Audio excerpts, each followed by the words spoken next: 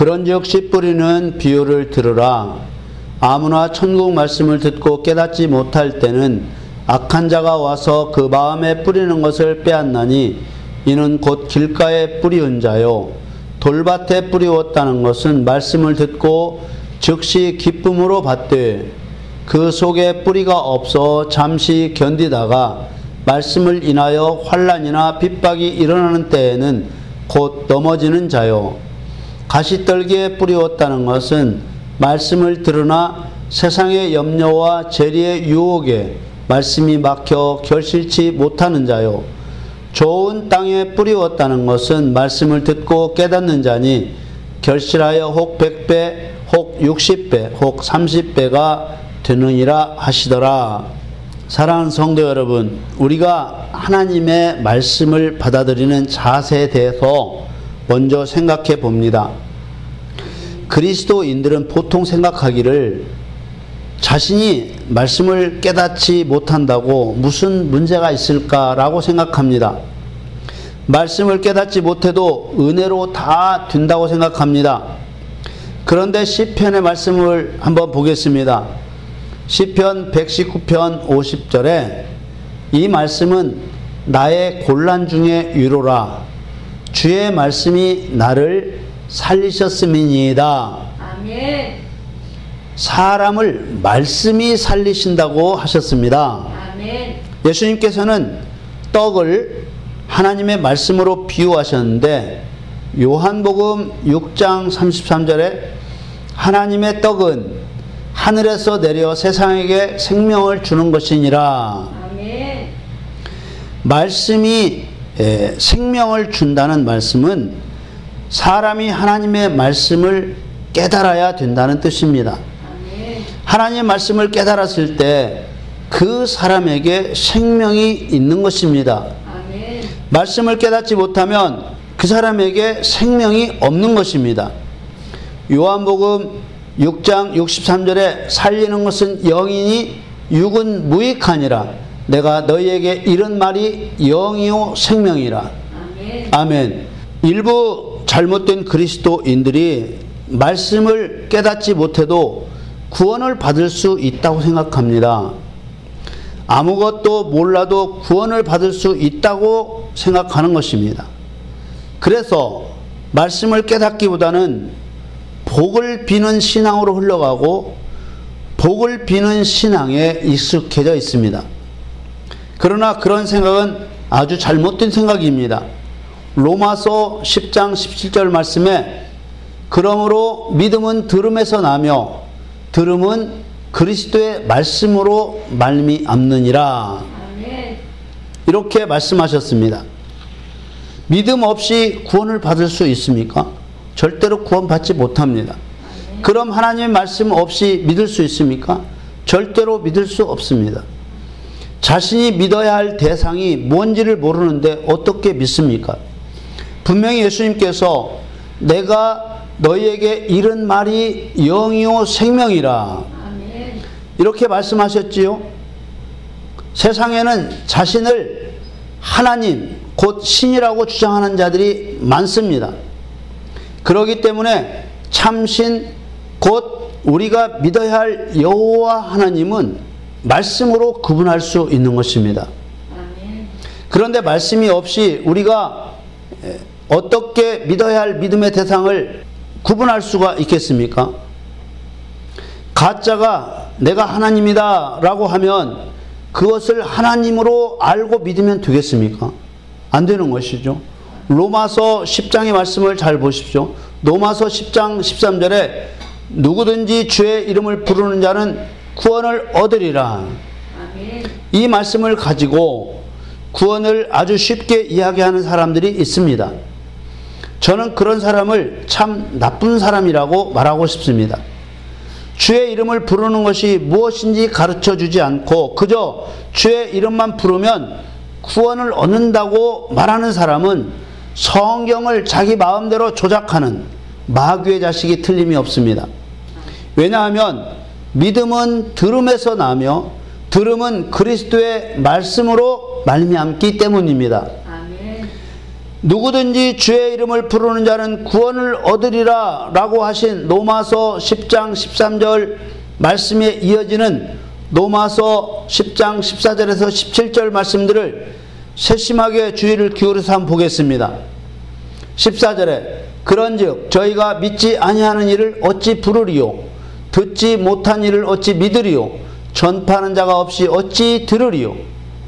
15절에 보내심을 받지 아니하였으면 어찌 전파하리요 기록된 바 아름답도다 좋은 소식을 전하는 자들의 발이여 함과 같으니라. 16절에 그러나 저희가 다 복음을 순종치 아니하였도다. 이사야가 가로되 주여 우리의 전하는 바를 누가 믿었나이까 하였으니 17절에 그러므로 믿음은 들음에서 나며 들음은 그리스도의 말씀으로 말미암았느니라. 아멘.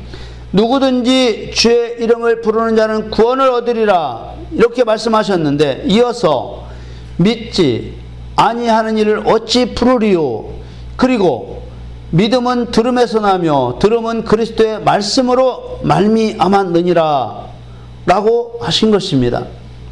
이 말씀들을 거꾸로 정리하면 그리스도의 말씀이 없으면 믿을 수도 없고 믿음이 없으면 주의 이름을 부를 수도 없다는 말씀입니다. 그러니까 나는 그리스도의 말씀 몰라도 그리스도를 믿고 있고 주의 이름을 부르고 있다고 말하는 것은 틀린 것입니다.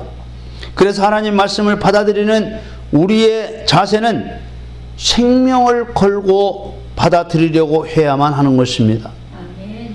그렇기 때문에 그리스도의 말씀을 몰라도 믿는다고만 따라하면 구원을 받는다고 하는 사람들은 자기들이 즐겨 사용하는 누구든지 주의 이름을 부르는 자는 구원을 얻으리라 하신 이 말씀으로 저주를 받게 될 것입니다.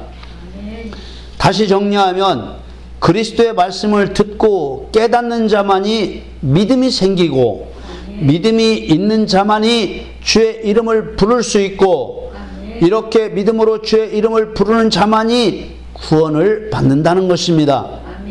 그러므로 말씀을 듣는 사람의 태도가 어떠해야 하겠습니까? 자신의 육신에 목숨을 걸어야 하는 것입니다. 아무것도 몰라도 괜찮다. 그저 예수를 믿는다고만 하면 된다고 말하는 그 사람은 그가 누구이든지 간에 100% 마귀의 자식이 틀림없습니다. 마귀의 자식들은 오히려 말씀대로 그리스도의 말씀을 듣고 깨닫는 자만이 믿음이 생기고 믿음이 있는 자만이 주의 이름을 부를 수 있고 이렇게 믿음으로 주의 이름을 부르는 자만이 구원을 받는다고 말하는 참된 설교자를 이단으로 몰기까지 하고 있습니다.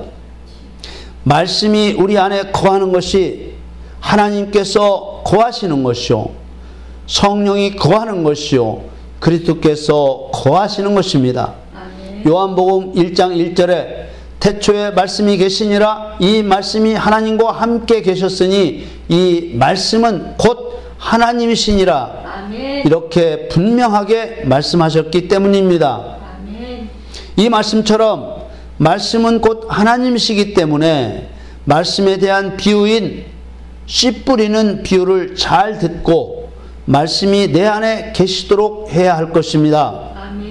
예수님의 씨 뿌리는 비유에는 씨앗을 잃어버리는 세 가지 사례와 곧 말씀인 씨앗을 간직하는 한 가지 사례를 비유로 말씀하셨습니다. 예수님께서는 말씀을 씨앗이라고 비유하셨습니다. 그리고 하나님의 말씀을 받는 사람의 마음을 씨앗이 떨어지는 땅이라고 비유하셨습니다. 씨앗이 떨어지는 땅은 네 가지입니다.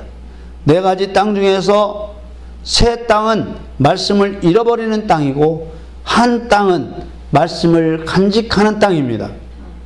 이 말씀은 하나님의 말씀을 듣는 사람의 마음이 네 가지 마음이라는 의미입니다. 이 네 가지 마음 중에서 세 마음은 하나님의 말씀을 잃어버리는 마음이고 한 마음은 하나님의 말씀을 간직하는 마음입니다. 이 예수님의 비유를 들어 깨닫고 말씀을 간직하는 사람만이 구원을 얻게 되는 것입니다. 땅에 씨앗을 뿌렸지만 즉 말씀을 들었지만 말씀을 잃어버리면 구원을 얻지 못하고 천국에 들어갈 수 없는 것입니다. 예수님 말씀하신 씨 뿌리는 자의 비유에 나오는 네 가지 땅은 길가와 흙이 얇은 돌밭과 가시떨기나무가 우거져 어둡고 습한 땅과 또 네 번째는 좋은 땅입니다. 이 네 가지 땅은 듣는 사람의 마음의 상태를 말씀하신다고 말씀드렸습니다. 길가에 씨앗이 떨어져도, 흙이 얇은 돌밭에 씨앗이 떨어져도, 가시떨기 나무로 어둡고 습한 땅에 씨앗이 떨어져도 결코 결실할 때까지 자랄 수 없다는 것입니다.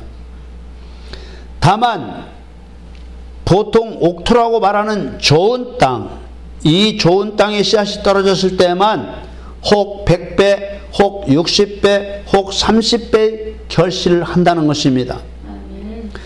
저는 여러분들에게 다시 한번 말씀드리지만 그리스도인의 마음이 말씀을 잃어버리는 마음이 되어서 말씀을 잃어버린다면 결단코 구원이 없다는 것입니다. 왜냐하면 말씀은 곧 하나님이시기 때문입니다. 하나님을 잃어버린 사람이 구원을 얻는다고 말하는 것을 철저하게 조심해야 되는 것입니다. 여러분, 우리는 어떤 마음이 되어야 합니까? 좋은 밭과 같은 마음이 되어야 합니다. 좋은 밭과 같은 마음이란 하나님 말씀을 듣고 깨닫는 마음입니다. 하나님 말씀을 깨닫지 못하면 나는 천국에 갈 수 없다고 믿는 마음입니다. 하나님 말씀을 깨닫고 마음에 간직할 때만 내가 구원을 받을 수 있다고 믿는 마음입니다. 하나님 말씀을 깨달아야 구원을 받고 구원을 받은 자가 100배, 60배, 30배 결실을 거두는 것입니다. 아멘. 마태복음 13장 8절에 더러는 좋은 땅에 떨어짐에 혹 100배, 혹 60배, 혹 30배의 결실을 하였느니라. 마태복음 13장 23절에도 좋은 땅에 뿌렸다는 것은 말씀을 듣고 깨닫는 자니 결실하여 혹 100배, 혹 60배, 혹 30배가 되느니라 하시더라. 좋은 땅과 같은 마음은 하나님의 말씀을 듣는 자입니다. 우리가 보통 말을 잘 안 듣는 아이에게 애야 말 좀 잘 들어라 라고 합니다. 이건 귀가 안 들려 못 듣는다는 뜻이 아니라 순종하지 않는다는 말이죠. 23절에서도 하나님의 말씀을 듣는다는 것은 그저 건성으로 소리로 듣는다는 것이 아닙니다. 자녀들을 훈계할 때 말을 잘 들으라고 하는 것처럼 하나님의 말씀을 주의해서 귀를 기울여 듣고 마음에 받아들이라는 것입니다. 아멘. 그리고 깨닫는다는 말은 먼저 하나님의 말씀에 전적으로 동의하고 받아들인다는 뜻입니다. 아멘. 하나님의 말씀을 의심하지 않고 또 순종할 마음을 가지고 받아들인다는 것입니다. 아멘. 그렇게 할 때 성령의 역사로 그 말씀의 뜻이 무슨 뜻인지 이해하게 되는 것입니다. 그러므로 좋은 땅과 같은 좋은 마음은 마치 목마른 사슴이 시냇물을 찾는 것과 같은 그런 마음이라고 할 수 있습니다. 아멘. 시편 40편 1절에 하나님이여 사슴이 시냇물을 찾기에 갈급함 같이 내 영혼이 주를 찾기에 갈급하니이다. 아멘. 이렇게 주님을 찾기에 갈급한 사람이 되면 그런 사람 마음에 하나님께서 은혜를 부으시고 풍성한 열매를 맺게 하시는 것입니다. 아멘. 이런 사람이 바로 자신이 가진 어떤 것보다도 천국을 더 소중하게 생각하는 사람입니다. 천국이 어떤 사람의 것인지 예수님께서는 비유로 말씀해 주셨습니다. 마태복음 13장 44절에 천국은 마치 밭에 감추인 보화와 같으니 사람이 이를 발견한 후 숨겨두고 기뻐하여 돌아가서 자기의 소유를 다 팔아 그 밭을 샀느니라. 만일 내가 가진 것이 아까워서 천국에 갈 수 있는 기회를 버린다면 그 사람이 어떻게 하나님을 믿는 사람이며 그 사람이 어떻게 하나님을 사랑하는 사람이겠습니까? 100배, 60배, 30배 결실을 거두는 좋은 밭, 좋은 마음이란 결국 하나님 말씀을 주위에서 귀를 기울여 듣고 마음에 받아들이는 것이며 하나님의 말씀에 전적으로 동의하고 받아들이는 것이며 하나님의 말씀을 의심하지 않고 또 순종할 마음을 가지고 받아들이는 것입니다. 아멘. 이런 마음이 되지 않으면 의심하고 염려하는 마음이 되고 믿음 없는 마음이 되어서 말씀을 빼앗기고 믿음이 서지 못하고 열매 없는 신앙이 되고 마는 것입니다. 아멘. 하나님의 말씀을 잃어버리게 하는 길가와 흙이 얇은 돌밭과 가시 떨기 나무가 우거져 어둡고 습한 땅과 같은 이 세 가지 종류의 말씀을 잃어버리게 하는 마음을 우리가 믿음으로 이겨야만 하는 것입니다. 아멘. 마태복음 13장 19절에 아무나 천국 말씀을 듣고 깨닫지 못할 때는 악한 자가 와서 그 마음에 뿌리는 것을 빼앗나니 이는 곧 길가에 뿌리운 자요. 돌밭에 뿌리었다는 것은 말씀을 듣고 즉시 기쁨으로 받되 그 속에 뿌리가 없어 잠시 견디다가 말씀을 인하여 환난이나 핍박이 일어나는 때에는 곧 넘어지는 자요. 가시떨기에 뿌리었다는 것은 말씀을 들으나 세상의 염려와 재리의 유혹에 말씀이 막혀 결실치 못하는 자요. 말씀을 잃어버리는 이 세 가지 비유들은 결과적으로 열매를 맺지 못하는 것과 같은 결과를 가져옵니다. 그러나 그 중에서도 길가와 같은 마음은 천국 말씀을 듣고 깨닫지 못할 때 악한 자가 와서 그 마음에 뿌린 하나님 말씀을 빼앗기는 가장 나쁜 상태에 있는 마음입니다. 왜냐하면 이런 마음은 하나님의 말씀을 전혀 깨닫지 못하는 마음이기 때문에 회개할 기회조차도 가질 수 없기 때문입니다. 아멘. 흙이 얇은 돌밭과 같은 마음은 말씀을 듣고 즉시 기쁨으로 받았지만은 하나님의 말씀으로 인하여 자신에게 환난이나 핍박이 일어나면 실족하게 되고 범죄하게 되고 마는 것입니다. 예수님이 사랑하셨던 베드로 사도가 그랬습니다. 예수님이 잡히시던 날 밤에 닭이 울기 전에 3번 예수님을 모른다고 부인했습니다. 환난과 핍박이 두려웠기 때문입니다. 그러나 날이 새자 베드로는 통곡하며 회개하고 결국은 예수님의 으뜸가는 제자로 순교로서 충성했습니다. 아멘. 가시 떨기 나무가 우거져 어둡고 습한 땅과 같은 마음은 말씀을 듣기는 하지만은 세상의 염려와 돈에 대한 유혹으로 말씀이 막혀서 열매를 맺지 못하는 마음입니다. 이런 사람은 믿음이 없는 사람입니다. 말씀은 듣지만 세상 일에 대한 염려와 걱정과 돈에 대한 욕심을 버리지 못한 사람, 이런 사람은 예수님의 제자 중에서 가룟 유다와 같은 사람입니다. 그리스도인들은 가룟 유다를 욕하지만 사실 가룟 유다와 같은 그리스도인들이 태반이나 있습니다. 천국 말씀을 듣고 깨닫지 못할 때는 악한 자가 와서 그 마음에 뿌린 것을 빼앗는다고 하셨습니다. 이 비유의 핵심은 말씀을 빼앗기지 말라는 것입니다. 아멘. 그러므로 어떻게 해야 말씀을 빼앗기지 않을 수 있는지 알아야만 하는 것입니다. 아멘. 어떤 사람은 사람이 다니는 길과 같이 딱딱하게 굳은 마음을 부드럽게 풀기만 하면 된다고 말합니다. 그러나 마음만 부드럽게 한다고 말씀을 지킬 수 있는 것이 아닙니다. 예수님께서는 길가에 떨어진 씨를 새들이 와서 먹어버렸다고 말씀하셨습니다. 마태복음 13장 4절에 뿌릴새, 더러는 길가에 떨어짐에 새들이 와서 먹어버렸고, 누가복음 8장 5절에도 씨를 뿌리는 자가 그 씨를 뿌리러 나가서 뿌릴새, 더러는 길가에 떨어짐에 밟히며 공중의 새들이 먹어버렸고, 새들은 사단의 상징입니다. 그래서 예수님은 말씀을 빼앗는 자를 악한 자라고 하셨습니다. 악한 자가 와서 그 마음에 뿌리는 것을 빼앗나니.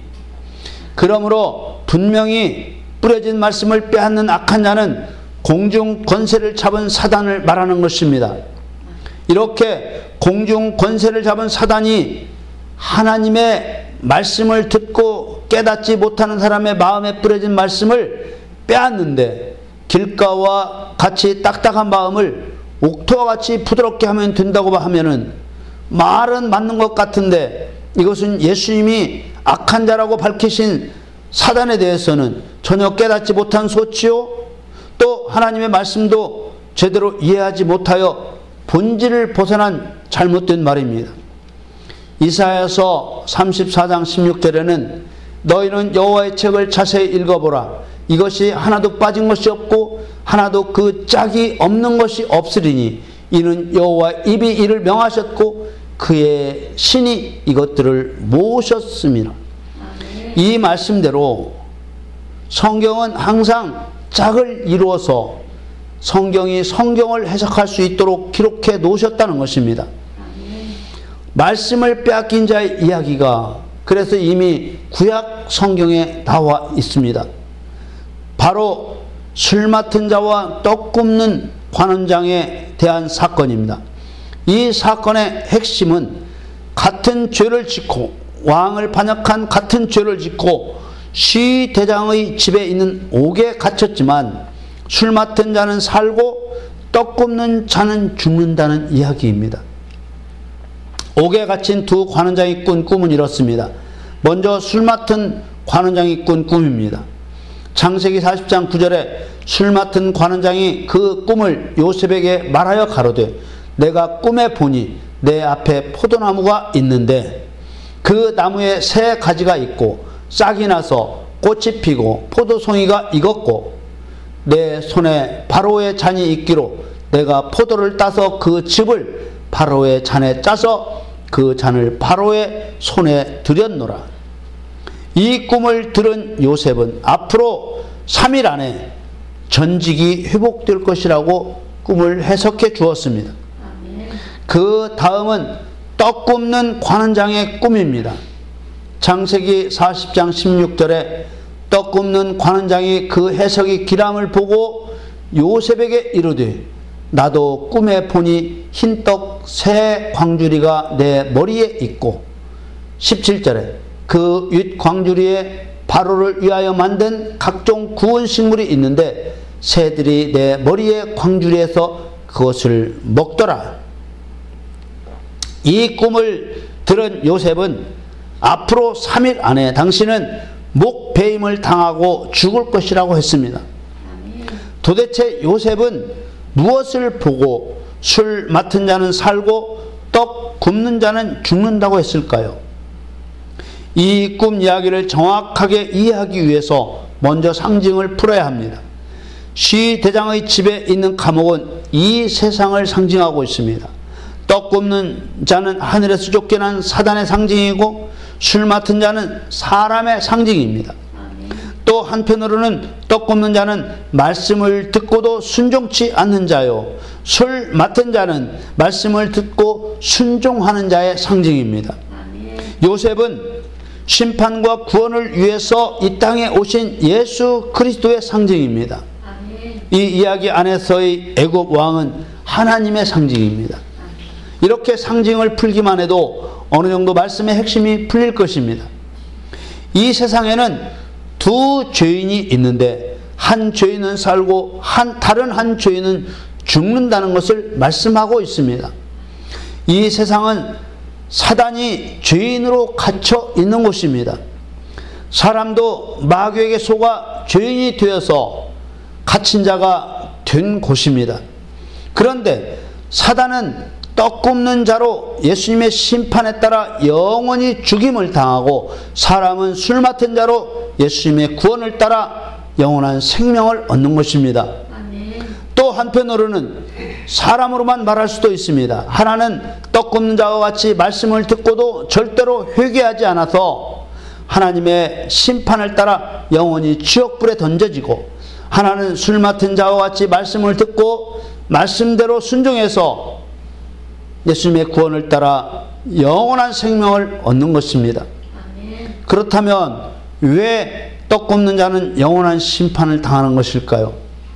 그것은 광주리에 있는 하나님의 말씀의 상징인 흰 떡을 잃어버렸기 때문입니다. 떡 굽는 자는 하나님의 말씀인 흰 떡을 사단의 상징인 새에게 빼앗긴 것입니다. 오늘 마태복음 본문에도 똑같은 의미의 말씀이 나오죠. 마태복음 13장 4절에 뿌릴새 덜어는 길가에 떨어짐에 새들이 와서 먹어버렸고, 흰떡도 본래는 곡식 씨앗이지 않습니까? 흰떡도 본래는 씨앗이기 때문에 하나님의 말씀을 상징하는 것입니다. 이처럼 하나님의 말씀을 악한 자에게 빼앗기는 사람은 절대로 구원을 받을 수가 없다는 것입니다. 그렇다면 술 맡은 자는 왜 생명을 얻게 된 것일까요? 그것은 하나님의 말씀을 듣고 깨달아서 포도의 칩을 짜듯이 사단을 진멸하여 왕이신 하나님께 사단의 피를 올려드렸기 때문입니다. 하나님께서는 술 맡은 자의 이야기를 통해 나타내시고자 하시는 것은 유일하신 참신이신 여호와 하나님께 반역한 자가 사단이라는 말씀을 듣고 사단을 진멸하시고자 하시는 하나님의 뜻을 따라 죄인인 사단을 진멸하는 자만이 생명이 있음을 나타내신 것입니다. 아멘. 사랑하는 성도 여러분, 사단에게 말씀을 빼앗기지 않고 100배, 60배, 30배 결실을 거두는 좋은 땅, 좋은 밭, 좋은 마음을 가진 사람이란 하나님의 말씀을 주의해서 귀를 기울여 듣고 받아들이는 마음이며, 하나님의 말씀에 전적으로 동의하고 받아들이는 마음이며, 하나님의 말씀을 의심하지 않고 또 순종할 마음을 가지고 받아들이는 마음인 것입니다. 아멘. 그리고 포도의 즙을 짜듯이 사단의 피를 흘리게 하는 그리스도인입니다. 여러분, 우리 마음에 들려진 하나님 말씀을 더러운 사단에게 빼앗기지 않는 유일한 길은 바로 하나님의 뜻을 따라 하나님 말씀대로 사단을 멸하는 것입니다. 아멘. 여러분 모두 의를 행하여 사단을 멸하고 하나님을 사랑하는 천국의 상속자들이 다 되시기를 예수님의 이름으로 간절히 축원합니다.